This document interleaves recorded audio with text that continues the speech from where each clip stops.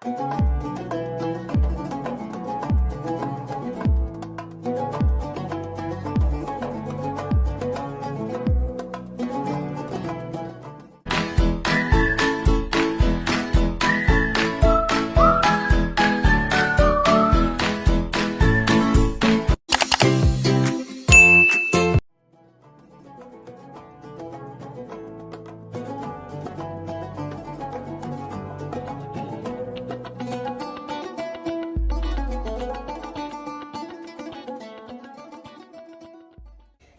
عليكم البنات، مرحبا بكم معايا في القناه. كي دايرين بعد الصحه السلامه كلشي بخير؟ ايوا الحمد لله. اليوم البنات بغيت نشارك معكم واحد جوج شكيلات ديال الحلوى. انا راه ديجا صايبت واحد الشكيلات، ودابا بغيت باش نكمل البلاطويات بغيت نشارك معكم واحد جوج شكيلات ساهلين، ما فيهم لا دقيق لا زيت لا بيض لا، المهم زوينين وصحيين للوليدات. بالنسبه للشكل الاول عندنا هنايا هاد النوع ديال البسكوي. انا كندير هذا اللي محشي بالشوكولاط. عندنا 200 غرام كنطحنوه، وكنطحنوا معاه واحد 200 غرام ديال الكوك حتى هو كنحمروه شويه. كنديرهم انا في هاد السوبيره هادي. المهم عندنا نيسلي تا هو مصايبه في الدار، وعندنا الشوكولاط الابيض ها هو، وعندنا واحد شويه ديال الورد البلدي للتزيين. بالنسبه لهذا الورد البلدي البنات هذا راه كيتكال ماشي مشكل، راه ماكله ودواء كنديرو فوق الحليوه راه كناكلو، راه ما كاين حتى شي مشكل فيه. هذا بالنسبه للشكل الاول. والشكل الثانيه البنات عندنا هنايا، المهم البنات هاد السويبيرات راه زوينين بقاو تخدموا بهم.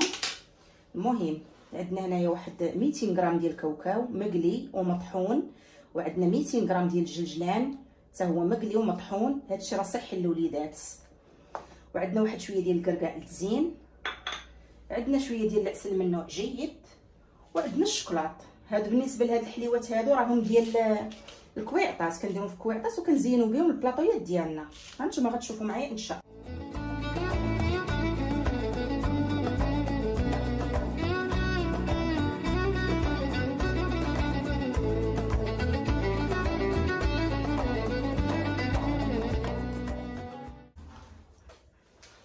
المهم البنات البسكوي ديالنا اللي مطحون زائد الكوك اللي محمر حتى هو مطحون، كناخذوا واحد الكميه، القياس اللي غنخلطوا به هاد النسلي هذا، يعني القياس اللي خصني انا في البلاطويات، والباقي راه كنغطيه وكنديرو في الكونجيلاتور لمره اخرى ان شاء الله.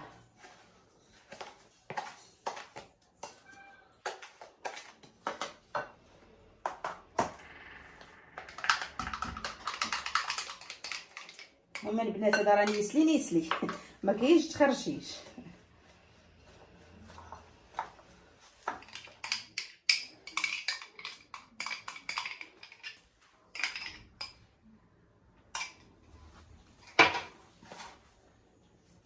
المهم البنات دابا انا غنخلط، غنستعين بيديا، ضروري اليد اللي كتخدم.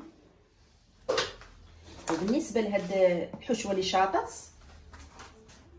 غادي نغطيوها وغنديروها في الكونجيلاتور المره اخرى ان شاء الله. راه واخا تبقى مده طويله ما فيها لا خميره لا والو، ما كتخسرش. المهم هاد الحشوه هذه البنات راه كتجي زوينه، كتجي بحال شكل كراميل، بحال شي حاجه هكا، كتجي من داكشي. جربوا ان شاء الله. الحليوه راه زوينه وسهله تعجب الوليدات. نديرها كويرات ان شاء الله ونخلطها في الشوكولاط ونرجع معكم ان شاء الله.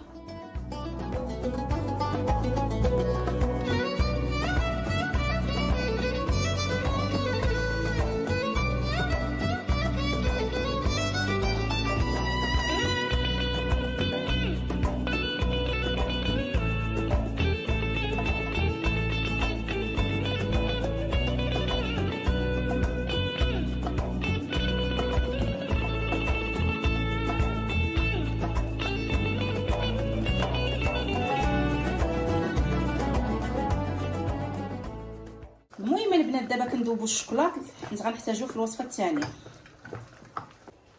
المهم البنات عندنا الوصفه الثانيه اللي فيها 200 غرام ديال الكاوكاو مقلي ومطحون، و200 غرام ديال الجلجلان مقلي ومطحون.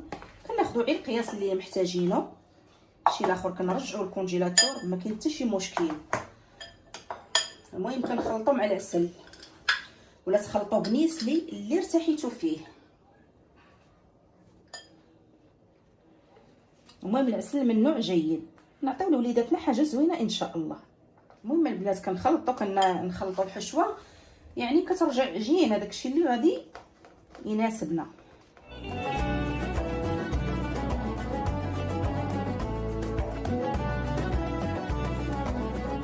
المهم البنات العجينه ديالنا كتولي متماسكه على هذا الشكل هذا، كنوليو نتحكموا فيها. الا بغينا نكوروها كتكور هكا.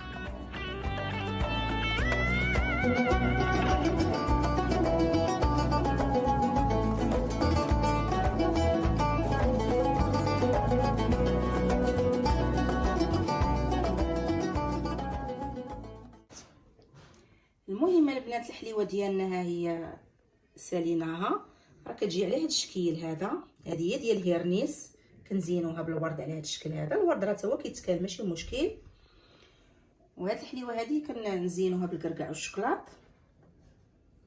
وبالنسبه لهاد الحليوات راني موجداهم من قبل، من بعد نشاركهم معكم على حسب ضيق الوقت وصافي.